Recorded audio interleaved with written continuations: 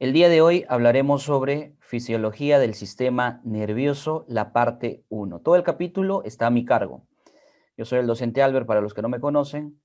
La primera parte vamos a discutir las generalidades de las funciones del sistema nervioso, la neurona, los tipos de neuronas que existen, la sinapsis y tipos, así como neurotransmisores, qué mecanismos existen para generar una despolarización o activar un potencial de acción en una neurona, y los principales reflejos que se estudian en el sistema nervioso. Así creo que el último punto del día de hoy es sistema nervioso autónomo. En la segunda clase ya vamos a estudiar la parte de sentidos, tacto, dolor, eh, propiocepción, olfato, audición, gusto, visión, el control motor, las funciones superiores, y terminaremos hablando de un punto de ciclo circadiano y sueño. Sin más, empecemos. ¿Qué es la unidad funcional del sistema nervioso? ¿O cuál es la unidad funcional? En academia, en en el colegio, quizás te dicen que la unidad funcional es la neurona. Sin embargo, eso no es del todo cierto. O sea, recuerden que los conocimientos tienen ciertos niveles. O sea, a un niño de inicial no le vas a poder hablar de esto. A lo mucho decirle que piensa con el cerebro, ¿no? O que existe un sistema nervioso y lo único que recuerda un niñito pequeño es que tiene cerebro. A medida que tú evolucionas, pasas en tus estudios a un grado superior, tienes que profundizar más en los detalles. La unidad funcional, ya para nivel profundo, superior, nivel universitario, es la red neuronal. Este término se acuña gracias a los estudios de inteligencia artificial que se realizan. ¿Y qué es una red neuronal? Una red neuronal se podría graficar, pues algo complejo. Lo que estamos graficando aquí es el esquema que utilizan los ingenieros para crear software de inteligencia artificial. ¿Cómo trabajan básicamente esos androides, esos software que tienen inteligencia artificial? Trabajan con varios sensores o capas de entrada que captarían cada uno un determinado estímulo, una determinada información, se le llama los inputs. Esto va a distribuirse y conectarse con capas ocultas, cada una de estas capas de entrada con capas ocultas, y cada una de estas capas ocultas con las capas de salida. Las capas ocultas pueden estar en diferentes planos. Aquí solamente he colocado un plano. Pueden haber una cadena, otra cadena, tercera cadena, etcétera. Pueden ser diferentes. Si lo extrapolamos esto al sistema nervioso, sería lo que más o menos te expliqué en la clase gratuita del día de ayer, que era fisiología celular. Para los que no asistieron y están ahora en el curso, igual, la clase de fisiología celular dictada el día de ayer está disponible en la página de Facebook, y también va a estar disponible en el aula virtual. Muy bien. Entonces, de forma rápida, mira, ¿qué pasaría si a esta red neuronal pequeña que tenemos aquí se activa un estímulo X1 y un estímulo X3, captado por las capas de entrada, los puntos o nodos P1 y P3? Cada uno de ellos va a activar a todas las capas respectivas.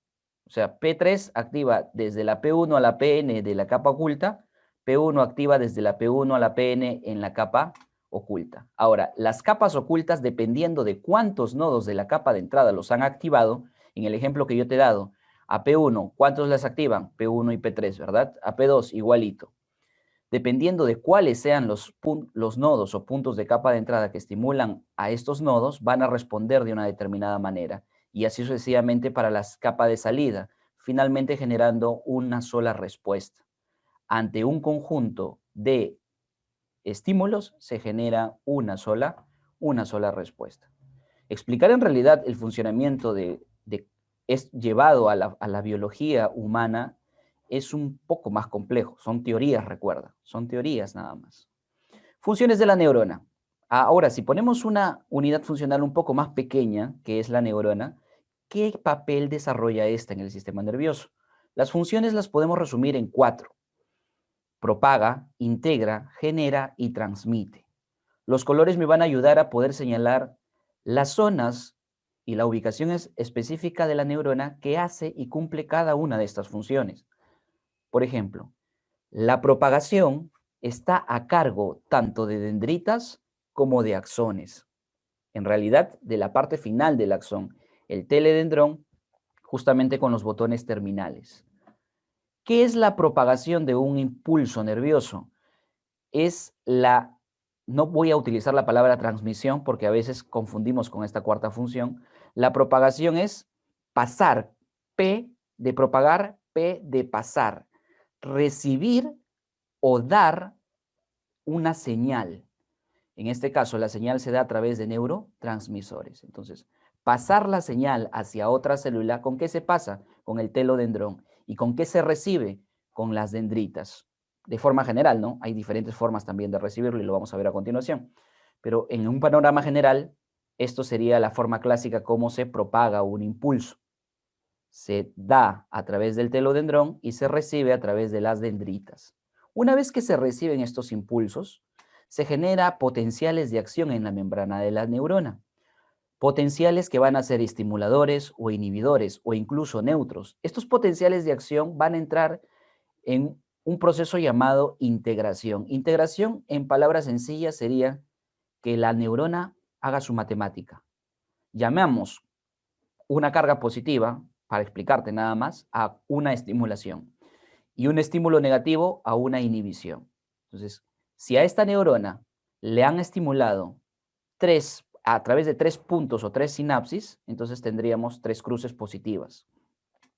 Y si la inhiben 2, tendríamos 2 cargas negativas. Tú haces tu matemática simple, 3 y 2 negativas, queda una positiva. Es decir, la neurona está estimulada. Muy bien. Ese proceso se llama integración.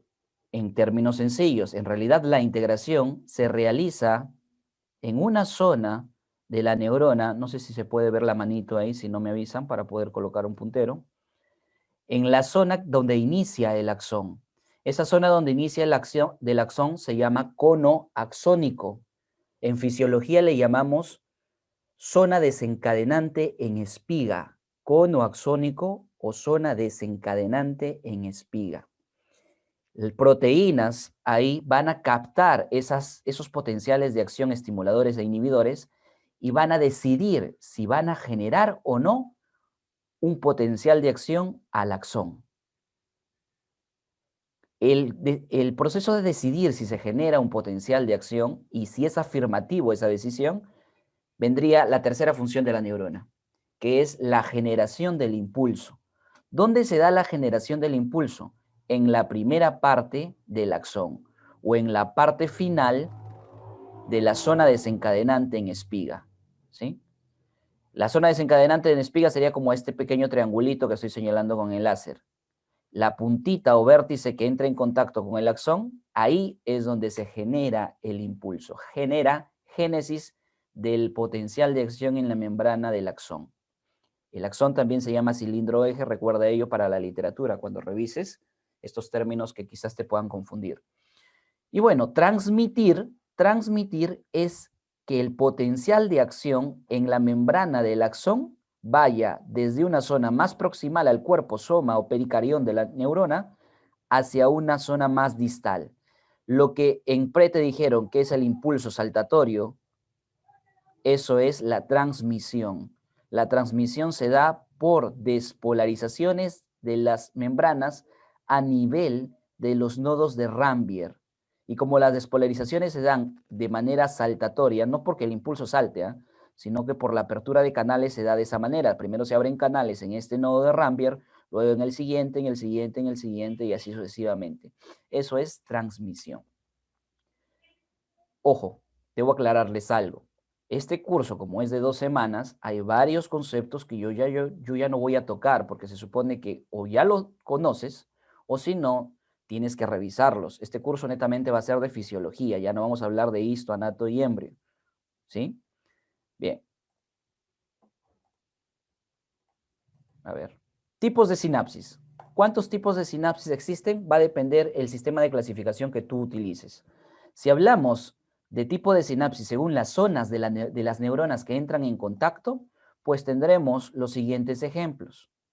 La clásica es que un axón se una con una dendrita. En el primer gráfico tenemos sinapsis de axón con dendrita. Ahora, toda esa ramificación que tú ves ahí es la ramificación llamada dendrita, que para recibir al axón o los botones terminales del telodendrón, tiene dos zonas. Lo puede recibir con el cuerpo de la dendrita o lo puede recibir con las espinas dendríticas. Cuando lo recibe con la espina se llama axo espinosa. Cuando lo recibe con el cuerpo o tallo se llama sinapsis del tallo dendrítico. Ambas son subejemplos del tipo de sinapsis llamada axodendrítica. Axón con dendrítica, con dendrita, ¿sí?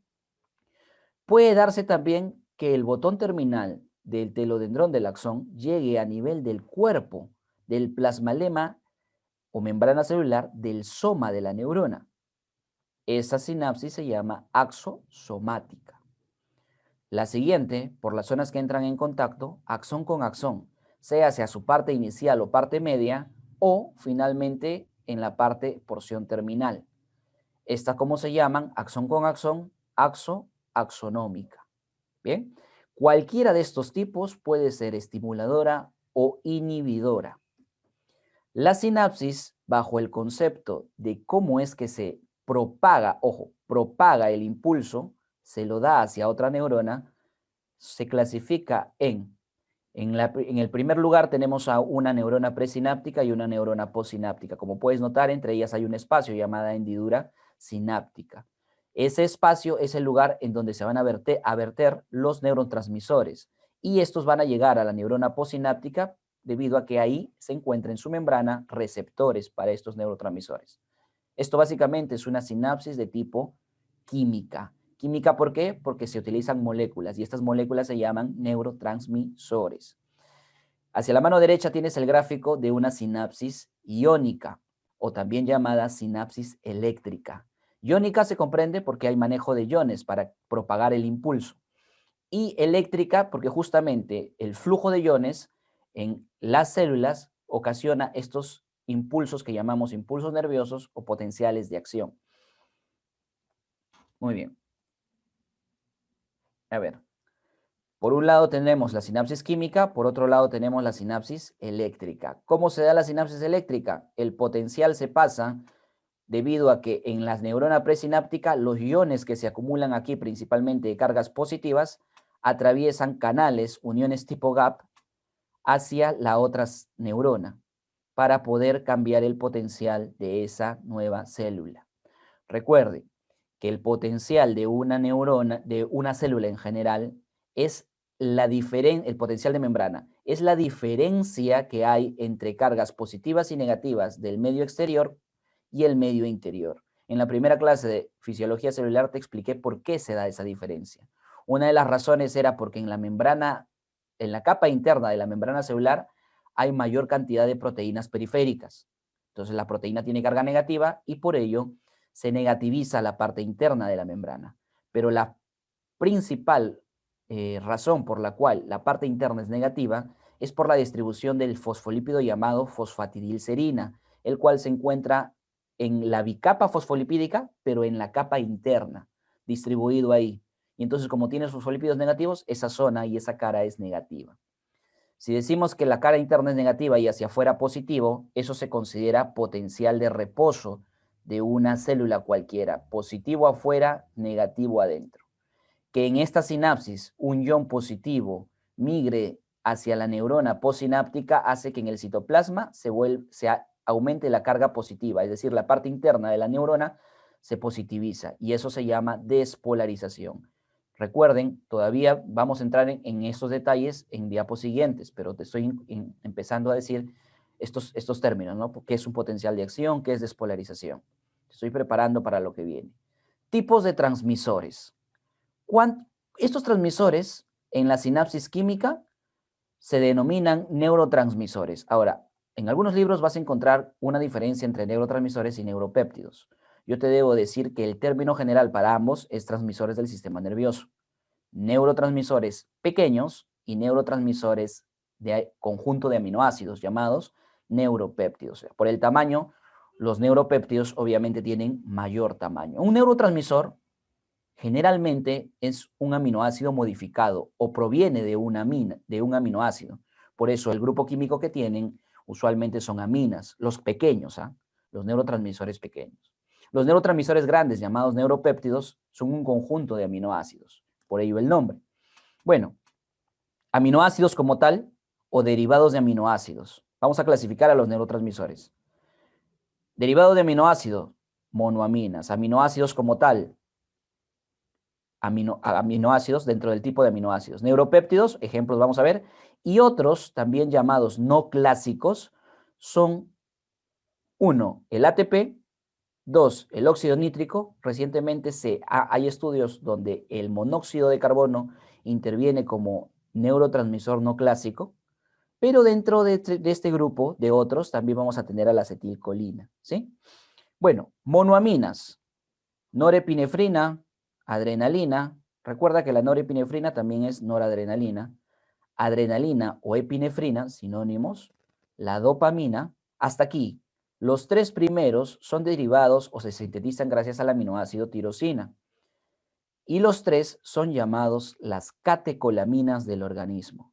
Norepinefrina, adrenalina y también dopamina son las catecolaminas, ¿sí? Muy bien, la 5-HT es la 5-hidroxitriptamina, conocida también como serotonina, y la histamina. Ejemplos de transmisores del tipo monoaminas. Aminoácidos como tal, tenemos 3 que son clave para preguntas de pregrado: glutamato, glicina y el GABA, ¿sí? El GABA. Neuropéptidos, ahí sí hay un montón de ejemplos, no terminaríamos de mencionarlos. Te he colocado los que creí más representativos. Por ejemplo, acá de repente me he olvidado de la galanina, me he olvidado al ADH, si le he puesto oxitocina, ¿sí? Doc, ¿estos no son hormonas? Sí y no, porque la clasificación de hormonas tiene que ver como molécula que se utiliza para una comunicación de tipo endocrina que se vierte a sangre, ¿sí? Entonces, la oxitocina en su composición es un péptido. Este péptido puede funcionar en el sistema nervioso el mismo como un neurotransmisor, es decir, verterse entre dos tipos de neuronas para darse la propagación del impulso. En ese momento se comporta como neuropéptido. Pero cuando es vertido por la neurohipófisis o lóbulo posterior de la hipófisis hacia sangre para que cumpla las respectivas funciones que tú conoces o que aprenderás en el sistema endocrino, ahí se comporta como hormona. Bien. En otros tenemos a la ACH, que es la acetilcolina, el óxido nítrico y el ATP. Estos dos que no están en negritas son llamados no clásicos. Le podría sumar al monóxido de carbono. ¿Correcto? Las neuronas, por último, que te tengo que discutir en esta diapo, las neuronas pueden sufrir muerte. ¿Se pueden morir tus neuronas? Sí, constantemente. Si te amaneces, se mueren algunas de estas neuronas. Pero, Doc, yo llevo una vida sana, yo no me amanezco, yo no fumo, yo no tomo, yo no me drogo. ¿Mis neuronas aún así se pueden morir? Sí. Las neuronas que, así tú no quieras, mueren constantemente son las neuronas en el bulbo olfatorio. Estas células bipolares, a lo largo de tu vida, por lo menos cada día, mueren un grupo de estas. Y si mueren, ¿por qué no me quedo sin olfato, Doc? Porque se repobla. La pituitaria o mucosa olfatoria tiene un proceso recientemente descubierto de repoblación. Se ha descubierto que hay ciertos neuroblastos presentes en la zona subventricular de los ventrículos laterales. ¿Te acuerdas del sistema nervioso? El sistema nervioso central existe en ventrículos, ¿verdad? Los ventrículos encefálicos, el 1, 2, el tercer ventrículo ubicado en el tronco encefálico, ¿sí? De esos ventrículos, más o menos te hago recordar. Entonces, los ventrículos laterales, el 1 y 2, debajo de ellos existe la zona subventricular. Esta zona contiene neuroblastos que mediante rutas migratorias repoblan al bulbo olfatorio, ¿sí? Repoblan células del olfato, neuronas del olfato. Muy bien. ¿Es el único lugar donde las neuronas pueden hacer sinapsis, Doc? División, mitosis. No, hay otro lugar en el sistema nervioso descubierto donde también hay neuroblastos que hacen mitosis, o sea que se puede repoblar. Y eso, señores, es el hipocampo. especialmente el giro dentado del hipocampo. Apúntalo ahí, giro dentado del hipocampo. Entonces, ¿las neuronas se pueden regenerar? Sí. ¿Cómo se regeneran? Por mitosis. Esa es la forma más atípica de regeneración y la última descubierta, por mitosis. Dos lugares, giro dentado del hipocampo y la zona subventricular de los ventrículos laterales. Punto. ¿Sí? Otra forma de regenerarse la neurona es cuando no muere, si no se lesiona. Si a una neurona tú la lesionas, imagínate, la cortas en dos aquí, a su axón lo lesionas, la parte distal muere y la parte proximal, el pedazo de axón que quedó, va a sufrir un fenómeno de crecimiento para nuevamente generar el axón como tal. Entonces, ese proceso, cuando tú lesionas el axón y que se degenera siempre lo distal y lo proximal queda y permanece para volver a crecer, se llama degeneración waleriana. W-A-L-L-E-R-I-A-N-A. Waleriana o waleriana. ¿Sí? Degeneración waleriana. Hay momentos en el cual una neurona se ve tan agredida por sustancias químicas, por patógenos, o porque su medio ha sido lesionado porque ha habido un proceso isquémico, que el proceso que genera es un tipo de apoptosis. Pero para que una neurona se mate, la piensa. El proceso inicial, antes de que la neurona haga una apoptosis, es matar al material genético, matar su núcleo, degradar su retículo endoplasmático rugoso, que se llaman los cuerpos de Nissl, ¿sí? Eso se llama la cromatólisis o la destrucción neuronal por cromatólisis, que luego se transformará en una apoptosis. Dos términos entonces que quería que queden claros, que es la degeneración waleriana o waleriana y la cromatólisis. Continuemos. Sinapsis, muchachos. Empecemos a hablar de una sinapsis. Aquí tenemos una neurona presináptica y una neurona posináptica. Presináptica, posináptica. Los puntitos en rojo que tú ves ahí son iones, iones de carga positiva. Los verdes también son positivos, pero la diferencia es que los rojos son sodio y los verdes son calcio, iones de calcio. Apúntalo ahí a tu respectiva leyenda. Iones de calcio, iones de sodio. Muy bien. ¿Hay otros iones en este espacio? Sí, hay otros iones, pero para la sinapsis solo me interesa señalar a esos dos. En la membrana presináptica, en la neurona presináptica, donde termina el axón e inicio del botón terminal, tenemos en el interior del cilindro eje proteínas del citoesqueleto de neurona, llamados microtúbulos y neurofilamentos como representantes de filamentos intermedios. ¿Cómo se llaman los filamentos intermedios de una neurona? Neurofilamentos. ¿Para qué sirve esto? Son los rieles, te expliqué ya en la primera sesión gratuita, son los rieles que permiten que proteínas motoras movilicen estructuras tanto en sentido anterógrado, de aquí para acá, como en sentido retrógrado, de este lugar y hacia de regreso, retrógrado, ¿sí? Muy bien. Y también estos microtúbulos señalados de verde sirven para que se anclen estas vesículas sinápticas. Una vesícula sináptica está o anclada a los microtúbulos del citoesqueleto o libre en el botón sináptico. Las que están ancladas se llamarán pool de reserva. Son un montón, yo te he colocado dos nada más aquí. Las vesículas ancladas se llaman pool de reserva o grupo de reserva. Y las vesículas que están libres se llaman pool de ataque. Entonces, claramente las vesículas sinápticas se dividen en dos grupos, pool de reserva y pool de ataque. ¿Cuáles son las que van a liberar el contenido para que se dé la sinapsis de neurotransmisores, que son las pelotitas negritas ahí? Las de pool de ataque. Y como se van a perder, imagínate que aquí hay 20. 7 de ellas hacen liberación de su contenido. De las 20 te quedaron 13. Bueno, del pool de reserva se sustituyen esas 7 que faltaban del pool de ataque. O sea, 7 de pool de reserva se transformarán en pool de ataque. Doc, pero las del pool de reserva entonces disminuirían.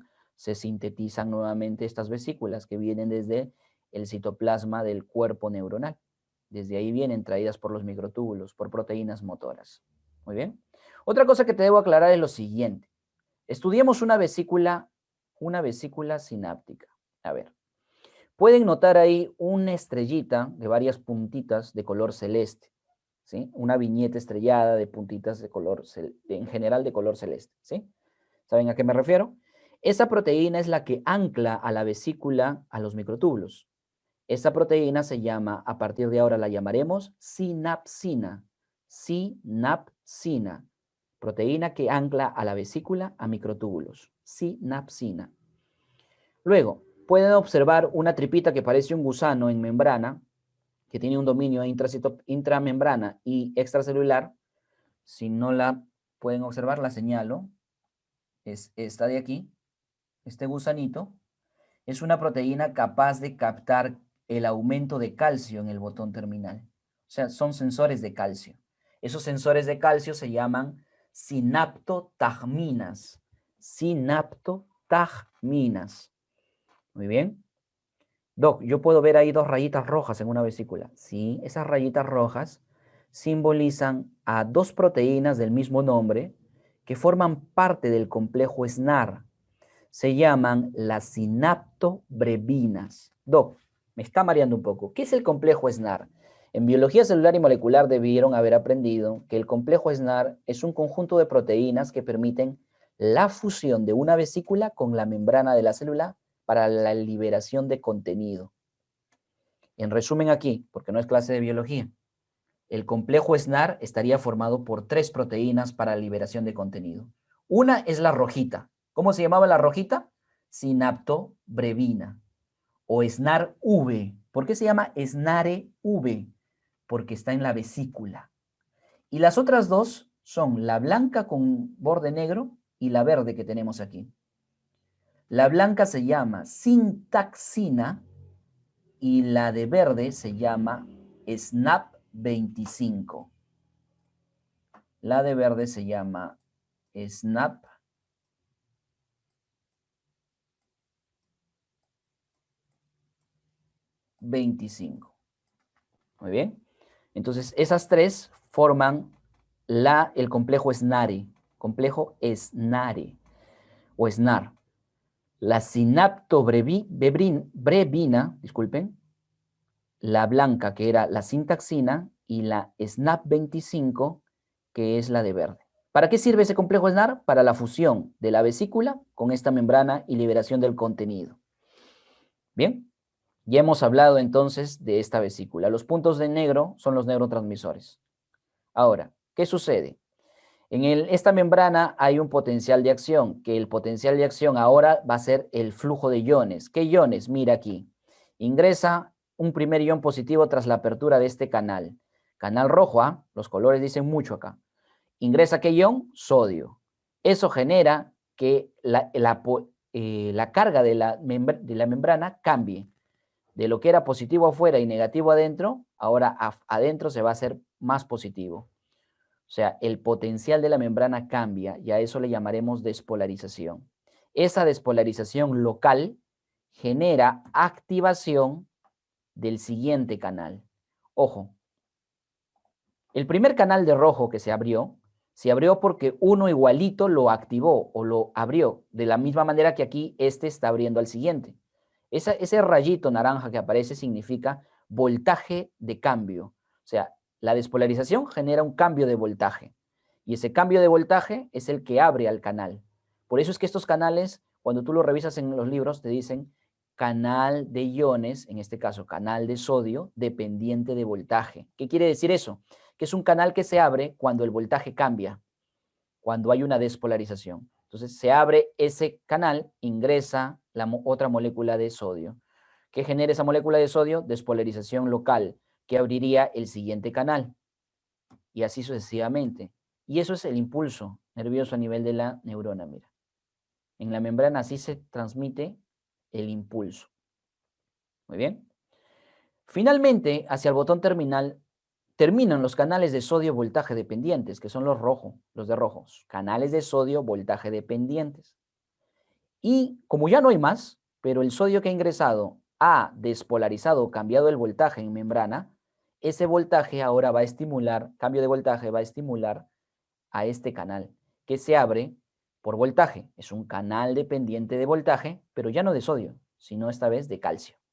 Ingresa esa molécula de calcio y el calcio empieza a abundar en este líquido dentro del botón terminal. y se dirige hacia dos lugares, porque hay dos sensores, o bueno, tenemos un sensor que aquí va a estar en diferentes pools, ¿no? Es el mismo sensor, ¿ah? El sensor, ¿cómo se llamaba? Sinaptotagmina. Capta la elevación de calcio e inicia un proceso para que suceda lo siguiente. Se desarrolla un mecanismo que hace que el pool de reserva se transforme en pool de ataque. O sea, las vesículas se liberen. La sinapsina de celeste se suelte y se libera. Muy bien. Primera función del calcio aumentado en el botón terminal. La segunda función es de que tras conectarse con la sinaptotagmina del pool de ataque, esta va a activar mecanismos que llevan a la vesícula hacia la membrana. O sea, esto. En resumen, el calcio cuando aumenta en el botón terminal, el pool de reserva lo transforma en ataque y el ataque lo transforma en vesículas unidas a membrana. Y cuando se conforma y se unen las tres proteínas del complejo SNAR para la fusión de membranas, hay un último poro que yo le digo el taladro, la última proteína que llega aquí, esa de morado que ha aparecido, que hace un poro, une y conecta finalmente a esas membranas. Esa proteína tiene un nombre respectivo, se llama sinaptofisina. Sinaptofisina. ¿Qué hace? Forma el poro. Formado el poro, señores, lo que viene a continuación es la liberación de los neurotransmisores. Se liberan los neurotransmisores, dos de ellos, para este ejemplo, estoy basándome en un tipo de sinapsis. ¿Cuál? Todavía no te voy a decir, es un tipo de sinapsis. En este ejemplo, dos neurotransmisores se necesitan para que se unan a este canal. Canal que se va a abrir, pero ya no como los rojos y verdes que se abrían cuando el voltaje cambiaba, sino este canal se abre cuando se conecta con su ligando. Por eso se llama canal dependiente de ligando, que ingresa, que permite el ingreso de sodio. Entonces, mira, el de rojo se llama canal dependiente de voltaje de sodio. Este es el de azul, canal dependiente de ligando de sodio. Permite el ingreso entonces de sodio. Esto es simplemente el esquema de que, porque pasa esto repetidas veces. O sea, aquí no solamente hay un receptor, un canal dependiente de ligando de sodio, sino hay un montón. Entonces, imagínate, todos se abren, cada uno con dos neurotransmisores que se ha asociado a ellos. Ingresa un montón de sodio, cambia el potencial, genera un cambio de voltaje, y ese cambio de voltaje empieza a abrir al primer canal dependiente de voltaje que encuentra. Ingresará entonces sodio, porque ese canal que encuentre es un canal dependiente de voltaje de sodio. Este estimulará al siguiente, al siguiente, al siguiente. Y señores, así se hizo la transmisión del impulso nervioso. Recuerda, finalmente termino con esto. Propagación,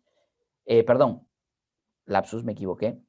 Transmisión es en la misma membrana de una célula y propagación es el paso hacia la otra mediante neurotransmisores. ¿Sí? Muy bien. Ahora estudiaremos cada una de los tipos de sinapsis que existen. Esto con esto, relaciónalo, ¿ya?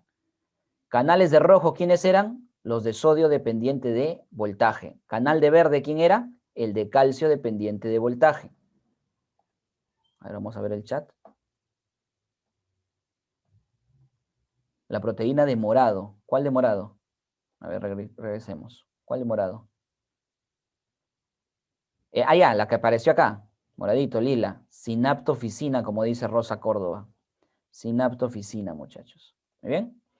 Entonces, este canal de azul, canal de sodio dependiente del ligando, aquí también lo tenemos. ¿Sí? Los colores se repiten. ¿Qué son estos? Vesículas. ¿Qué es el que tenemos aquí?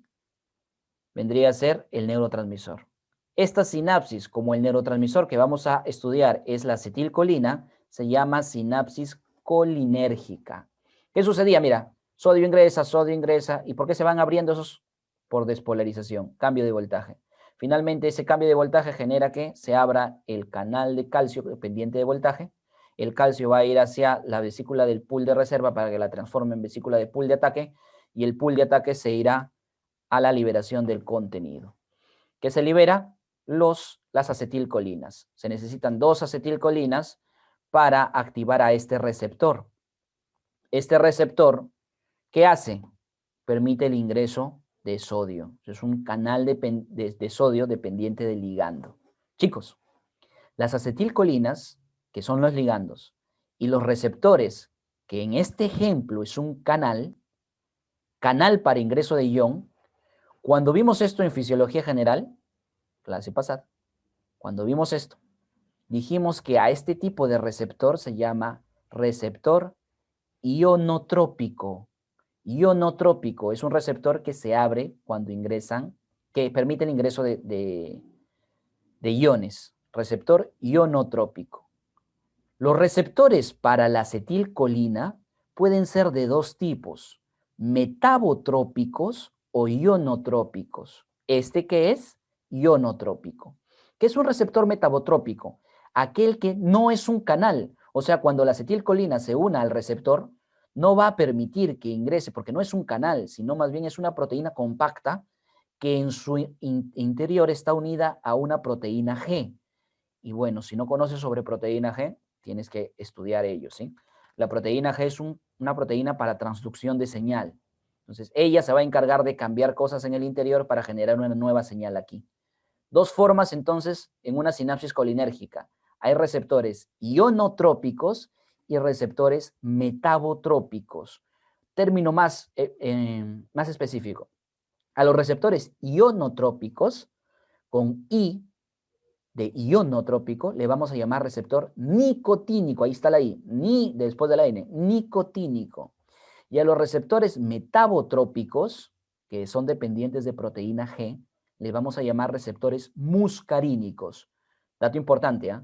Si yo te pregunto, te encuentro por ahí y te digo, ¿cuáles son los tipos de receptores que tiene la acetilcolina? Tú me dirás, ¿cómo no?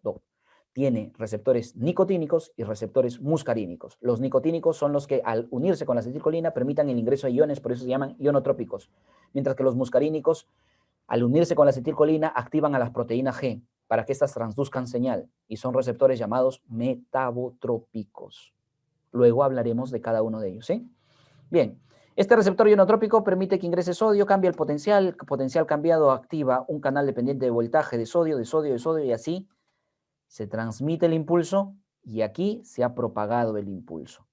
¿Bien? ¿Cómo termina esto? ¿Siempre va a estar abierto el canal? No. Esta sinapsis colinérgica va a terminar con una enzima llamada la acetilcolinesterasa que se encarga de degradar a la acetilcolina. La acetilcolinesterasa puede estar libre, pero la mayor cantidad de acetilcolinesterasa está unida a la membrana de la neurona postsináptica. Puedes hacer dos rayitas ahí que significa que está unida a esta. Agarra la acetilcolina y la degrada en colina y acetato, de los cuales el compuesto nitrogenado, que es la colina, es el que voy a reciclar, porque el acetato lo puedo generar rápidamente. Cualquier neurona genera hidrocarburos, ¿sí? O carbohidratos. El acetato, perdón, la colina, que es el compuesto nitrogenado, va a ingresar y ingresa gracias a un transporte dependiente de sodio. ¿Cómo se llama esto? Lo aprendimos en fisiología celular y general. Cuando sodio ingresa, debido a que tiene mayor gradiente de concentración en la parte externa, y por gradiente ingresa, generando el ingreso de otra sustancia, que en este ejemplo es colina, esto se llama transporte activo secundario, ¿verdad? Transporte activo secundario. Muy bien. La colina en el interior de la neurona presináptica se va a unir con la acetilcoenzima A.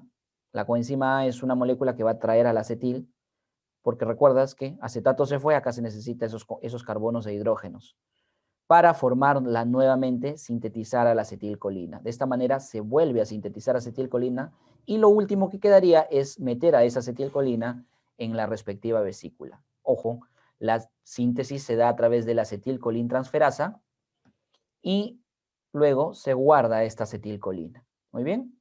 Términos que hemos aprendido, por ejemplo, este paso número 1, que yo lo he llamado 1, pero lo he terminado en realidad explicándolo por ahí, es cómo se forma la acetilcolina. La acetilcolina, síntesis de acetilcolina, gracias a la enzima acetilcolintransferasa. Muy bien.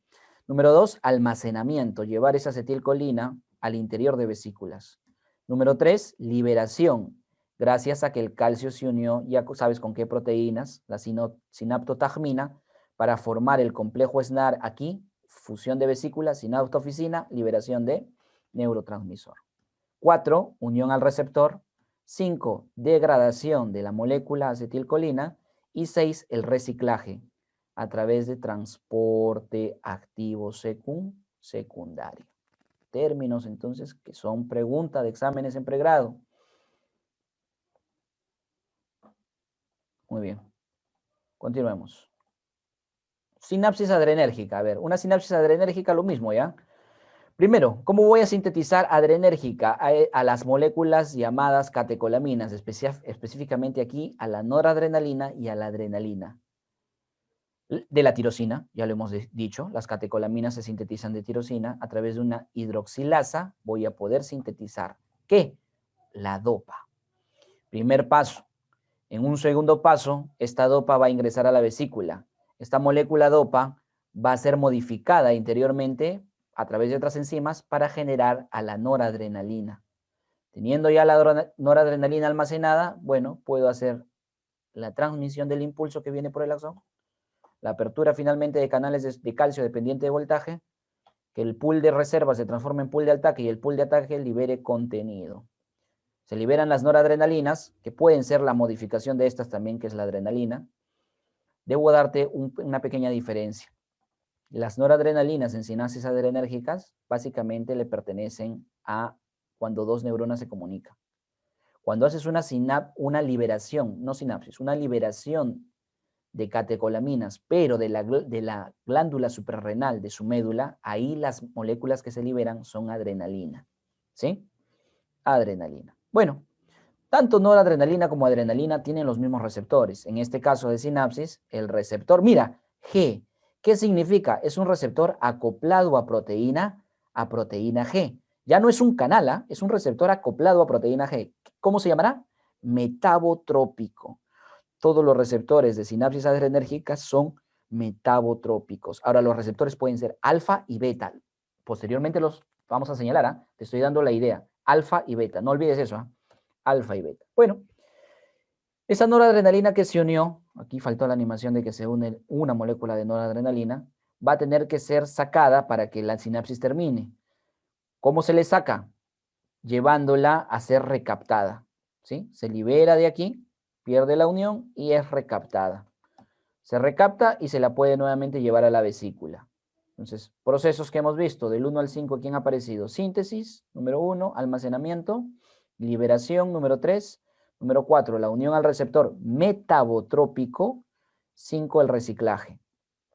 ¿Y qué va a hacer, Doc? Aquí no hemos visto. ¿Qué sucede con este receptor en esta neurona? O célula, porque la sinapsis adrenérgica puede ser de neurona a célula o la adrenalina puede ir por torrente sanguíneo a llegar a células respectivamente. ¿Qué sucede? Se va a activar respectivas subdominios de proteína G. Puede ser una GQ, puede ser una GS o puede ser una GI, ¿sí? Y va a depender de qué tipo de proteína G sea, GQ, GS o GI, el tipo de segundo mensajero que se active. AMP cíclico, fosfoinositol trifosfato, ¿correcto? Va a depender de cuál sea, si es una GQ o es una GS. Doc, dígamelo. Ya, mira. La GS va a activar AMP cíclico. La GQ activa la fosfolipasa C para generación de inositol trifosfato, IP3. La GQ genera IP3. En la clase gratuita, si no han asistido nuevamente, les digo, va a estar en la plataforma, así que no te preocupes. Todos estos datos los hemos detallado. La GQ activa el inositol trifosfato. Y la GI bloquea la formación de AMP cíclico. ¿Sí? Y dependiendo de qué característica tenga esta G, va a ser un tipo de receptor adrenérgico, alfa o beta. Hay alfa 1, alfa 2, beta 1, beta 2, beta 3. Lo vemos después, ¿sí? Sinapsis glutamatérgica. Aquí el neurotransmisor es el glutamato. Se sintetiza del alfa-cetoglutarato por una glutamato deshidrogenasa. Bueno, este glutamato es almacenado en la vesícula, potencial de acción, aquí, despolarización, lleva a la apertura de canales de calcio. Este calcio, liberación, pool de reserva, pool de ataque, libero de contenido y se une. Doc, ¿este receptor entonces es ionotrópico? Sí, este receptor para el glutamato es ionotrópico. ¿Por qué? Porque ingresa, es un canal que permite el ingreso de iones que pueden ser sodio o pueden ser calcio. ¿Sí? Pueden ser sodio y pueden ser calcio. Aquí creo que, porque esto ya no lo vamos a hablar posteriormente. Si ingresa el sodio, es debido a que el canal es un canal tipo AMPA. El receptor es un AMPA. Ojo, puede también en el AMPA ingresar potasio, pero principalmente ingresa sodio. El receptor se llamará AMPA. En cambio, para el ingreso de calcio, el receptor se llamará NMDA. Para el receptor para que ingrese calcio. Que también podría ingresar potasio por el NMDA. Entonces tú dices, receptores de glutamato, AMPA y NMDA. Existe un último que es el cainato, ¿sí? Pero no te lo voy a mencionar, solamente estos dos que son los más preguntados, AMPA y NMDA, respectivamente para cada ion. Muy bien. Perfecto. Y este cambio de potencial, porque cationes han ingresado, aumentando la carga positiva de la parte interna de la neurona, entonces genera despolarización y por ende apertura de estos canales dependiente de voltaje. ¿Qué le pasa a este neurotransmisor? Este neurotransmisor va a ser absorbido por una célula que está ahí viendo lo que pasa. Recuerda que en el sistema nervioso hay células llamadas las glías o neuroglias. Esta glía es un astrocito que tiene como función limpiar, esto has aprendido que nutre las neuronas, pero también limpia de neurotransmisores el medio externo. Entonces, si el neurotransmisor está ahí, lo agarra al glutamato y lo absorbe. A través de una enzima en su interior, este astrocito, que tiene una enzima llamada glutamina sintetasa, genera glutamina. Y la glutamina puede ser llevada y dada a la neurona presináptica para que pueda, gracias a la glutamina, sintetizarse glutamato. En resumen, hay dos formas de síntesis de glutamato, del alfa-cetoglutarato y de la glutamina, cada uno con su respectiva enzima. Proceso número 1, síntesis, de dos maneras. Proceso número 2, almacenamiento. Almacenamiento. Proceso número 3, liberación. Proceso número 4, unión al receptor. 5, eliminación de reciclaje. ¿Te das cuenta que la mayoría de procesos en las diferentes sinapsis se repiten? Bien, ¿eh? Conceptos generales, sácalos ahí. Abstrae. Tú aprendes mejor cuando formas conceptos generales, cuando haces generalidades en el cerebro. La información mejor se guarda de esa forma. Sinapsis glicinérgica. ¿Qué quiere decir esto? Que el neurotransmisor esta vez va a ser la glicina. ¿Cómo se forma glicina? De la serina. Ahí tienes la enzima respectiva. Serina hidroximetiltransferasa. La glicina es almacenada, tú ya conoces esta historia, liberación del neurotransmisor, el neurotransmisor va hacia el receptor, ingresa cloro. Mira lo que pasó. ¿Ese receptor es metabotrópico? No, porque no tiene proteína G. ¿Es ionotrópico? Sí, porque ingresa iones, pero es un ionotrópico que permite el ingreso de cloro. Y el cloro es una carga negativa. Esto no va a despolarizar la membrana, porque despolarizar significa que se haga más positiva adentro. Más bien lo hace más negativa adentro. Y esto se llama hiperpolarizar a la neurona. Chicos, te presento el primer tipo de sinapsis de inhibición. Todos los que hemos visto anteriormente, de glutamato, de acetilcolina, de adrenalina, son sinapsis excitatorias, o sea que despolarizan a la siguiente célula. Esta sinapsis es una inhibitoria de bloqueo, de hiperpolarización, ¿sí? Entonces acá no va a pasar nada, no va a entrar nada. Entonces sirve para bloquear sinapsis. La glicina tiene dos mecanismos de degradación, una por un canal de la propia neurona presináptica y otra por el astrocito. Bueno, la glicina es recaptada, en este caso, y guardada en la vesícula para posteriores sinapsis. Síntesis, almacenamiento, liberación, unión al receptor, reciclaje y eliminación. ¿Sí, chicos? Receptor de glicina, ionotrópico, no olvides ello. Bueno, sinapsis GABAérgica. Te presento al segundo tipo y ejemplo de sinapsis inhibitorias. Doc, o sea, si me está diciendo que tanto la glicina como el GABA, el ácido gamma aminobutírico, lo que hace es generar sinapsis hiperpolarizantes porque inhiben, significaría que aquí va a entrar una carga negativa. Sí, siempre y cuando sea ionotrópico. Porque te cuento, los receptores del GABA, que es la molécula que va a actuar en esta sinapsis, no solamente son ionotrópicos, sino también metabotrópicos, o sea, acoplados a proteína G. Bueno, hablaremos después de esto. ¿Qué pasa aquí? ¿Cómo se sintetiza el GABA? El GABA se sintetiza del glutamato. Y ya habíamos visto que el glutamato se sintetizaba del alfa-cetoglutarato. ¿Y esto gracias a qué? ¿A qué se va a dar? A una enzima llamada la ácido glutámico descarboxilasa. Ácido glutámico descarboxilasa. Esta enzima ya la vimos en la diapo anterior, así que no te la menciono. Ácido glutámico descarboxilasa. Forma el GABA. Y el GABA ingresa a la vesícula y tú sabes que cuando se da la despolarización acá, la transmisión del impulso, finalmente abren el botón terminal, canales de calcio dependiente de voltaje, estos transforman el pool de reserva en pool de ataque libera contenido, el contenido va hacia el receptor, el neurotransmisor GABA al receptor, que permitirá el ingreso de iones cloro. De esta manera, este tipo de receptor de GABA es un receptor de GABA ionotrópico. El receptor de GABA ionotrópico pueden ser de dos tipos. A ver, mira, te dije que esto sí lo vamos a hacer acá. El receptor de GABA pueden ser receptor de GABA tipo A, receptor de GABA tipo B y receptor de GABA tipo C. ¿Sí? Los receptores. El receptor de GABA tipo A es un receptor ionotrópico, o sea, es un canal. El receptor de GABA tipo C es también ionotrópico, pero el B es el metabotrópico. Y ahí vienen las preguntas de memoria, ¿no?, que se hacen en pregrado en la universidad. Receptor de GABA tipo B, metabotrópico. El tipo C también lo puedes encontrar, su sinónimo es receptor de GABA AP. Este es su sinónimo, receptor de GABA AP. Incluso tiene otro nombre, receptor de GABA tipo RO. Entonces, 3 nombres para lo mismo. Tipo C, tipo AP, tipo RO. Muy bien. Perfecto. Ahora, los receptores tipo A van a haber diferentes subtipos.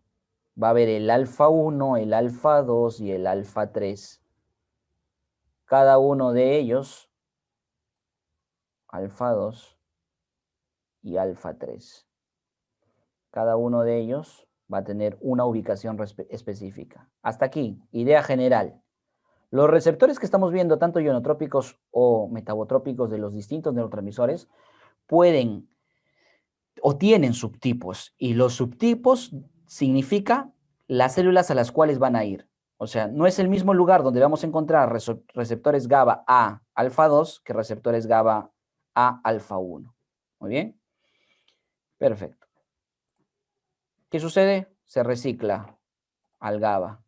¿Y qué es esto? El astrocito reciclando. Muy bien, número 1, síntesis, número 2, almacenamiento, número 3, liberación, 4, unión al receptor, 5, reciclaje y 6, eliminación.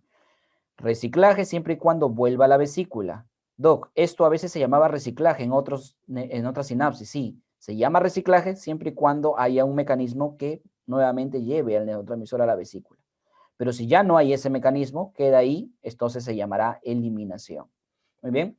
Acá tienes el receptor GABA, el tipo A, que es el más conocido, el tipo A y el más estudiado, con los subtipos alfa 1, alfa 2 y alfa 3.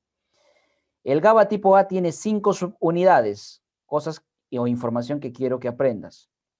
Para recibir al GABA, lo recibe la subunidad beta, o entre la subunidad alfa 1 y la subunidad beta. Y quien recibe o el espacio que recibe a fármacos llamados benzodiazepinas es entre la subunidad alfa y la subunidad gamma.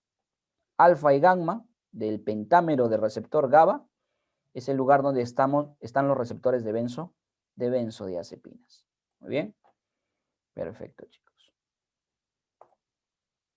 Sinapsis serotoninérgicas. La serotonina. Doc, ¿sí? Doc, la compañera Kelly dice que se le cortó la conexión y si la puede volver a llamar. Ya. Cuestiones del internet. A ver.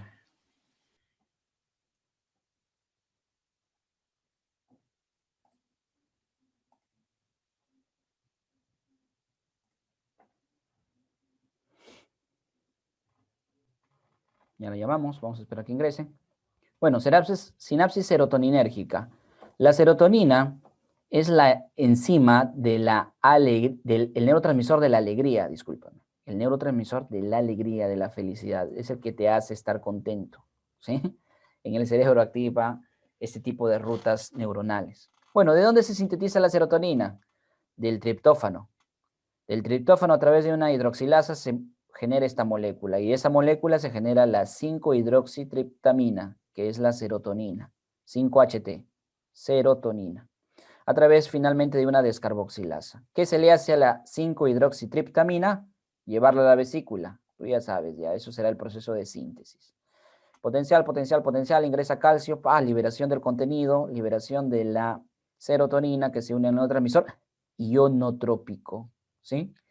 Receptor ionotrópico. Bueno, la serotonina, hay un recaptador de serotoninas que lo tiene en la membrana de la neurona presináptica. ¿Bien? ¿Cómo se degrada? ¿Cómo se elimina? Mira, aquí vamos a aprender con la serotonina, no hemos visto eso en otros ejemplos, que la serotonina, debido a enzimas llamadas las MAO, las monoaminooxidasas, degradan a las 5-hidroxitriptamina en el 5-HIAA. ¿Quién es ese? El ácido 5-hidroxiindolacético. Ácido 5-hidroxiindolacético. Muy bien. Es el producto de degradación de serotonina. Repito. Ácido está ácido 5-hidroxiindolacético. Muy bien. ¿Cómo son los receptores entonces de serotonina aquí? Son receptores ionotrópicos. Síntesis, almacenamiento, liberación, unión al receptor, reciclaje y eliminación, las funciones respectivas ahí. ¿Bien? Perfecto. Mira, recaptación. ¿Por qué es importante la importancia de todo lo que hemos visto aquí? Es importante conocer estos fenómenos porque en tratamientos en psiquiatría, por ejemplo, antidepresivos, funcionarían el fármaco evitando de que esta sinapsis se bloquee, o mejor dicho, potenciando este tipo de sinapsis. Si una persona está deprimida, entonces hay que alegrarlo. ¿Cómo lo alegramos? Potenciando sus sinapsis serotoninérgicas.